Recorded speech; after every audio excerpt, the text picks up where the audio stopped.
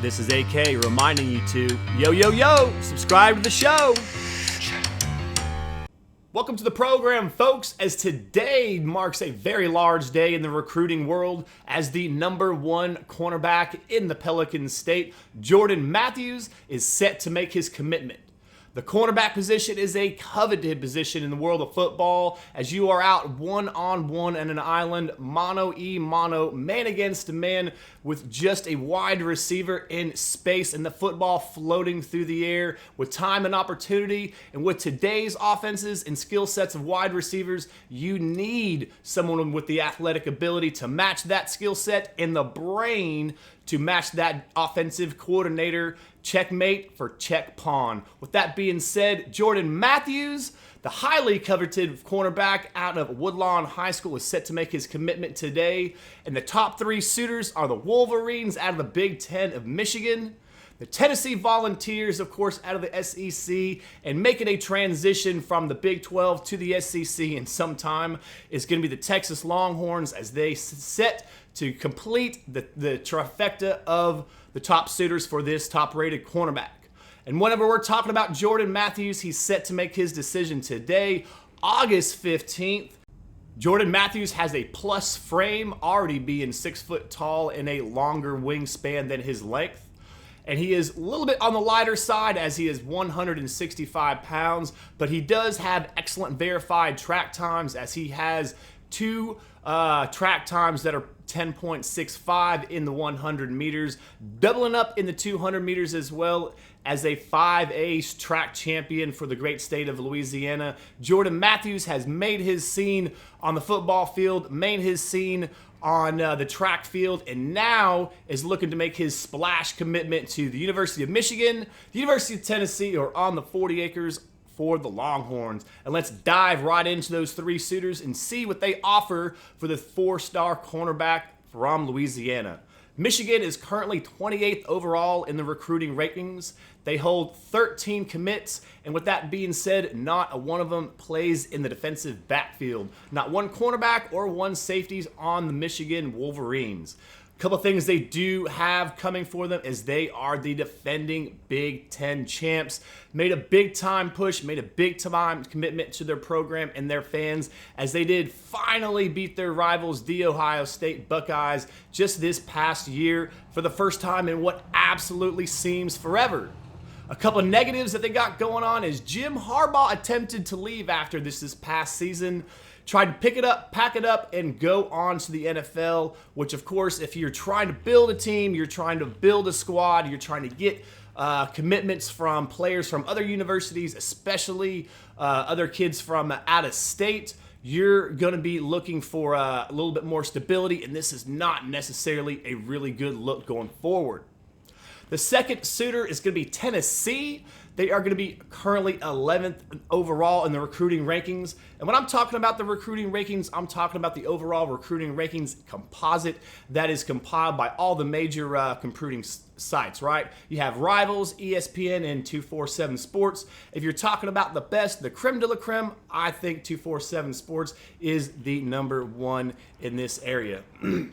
But moving right along, they do currently rank 11 in the overall composite rankings.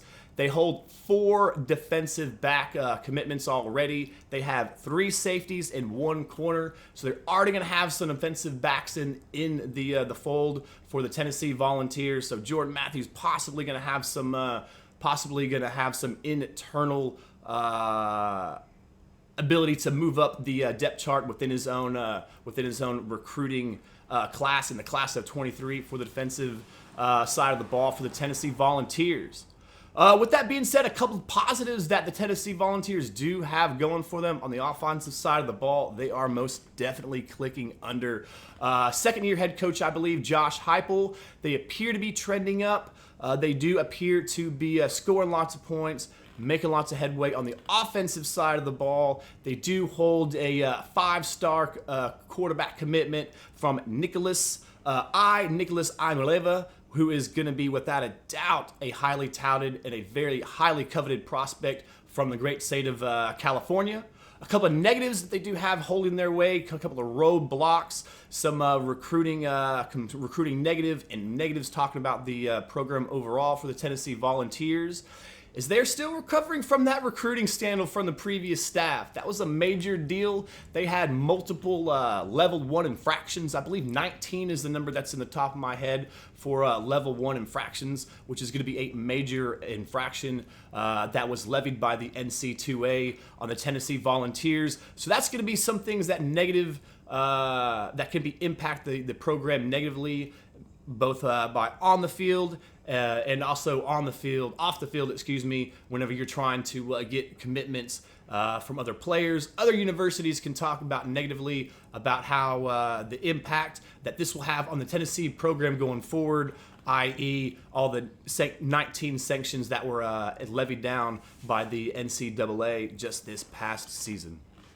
But moving forward to the third suitor on the cyst, and the Texas Longhorns are sitting pretty here by my estimation, as they do hold the crystal ball for Jordan Matthews, the young cornerback from the Pelican State. And in this industry, crystal balls is kind of sort of what the experts use to where they do place their prediction. And Mike Roach, one of the leading experts for the 247 Sports, the Longhorns side of 247, does have his crystal ball set to Jordan Matthews with a confidence level of 7. So that's going to be pretty high for the young cornerback out of the Pelican State.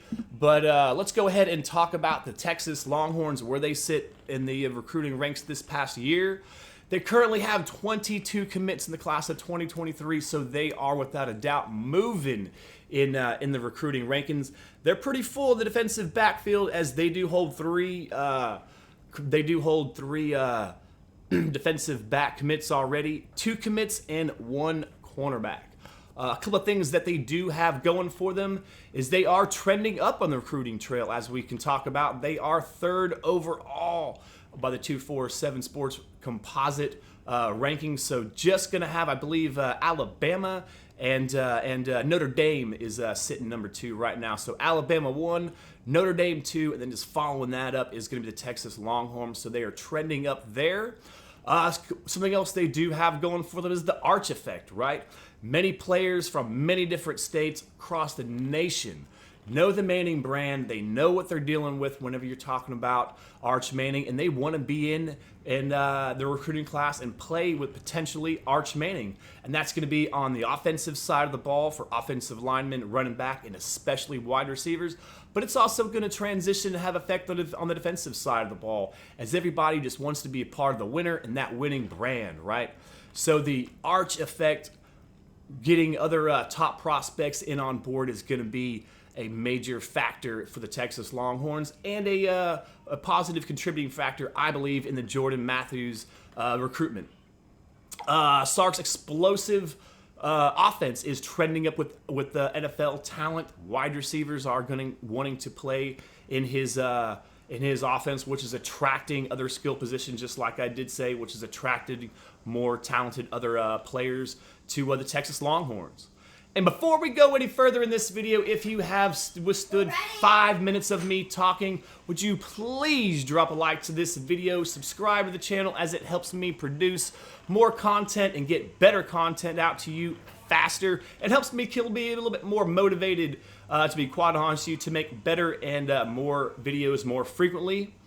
But with that being said, where do I think he'll end up going?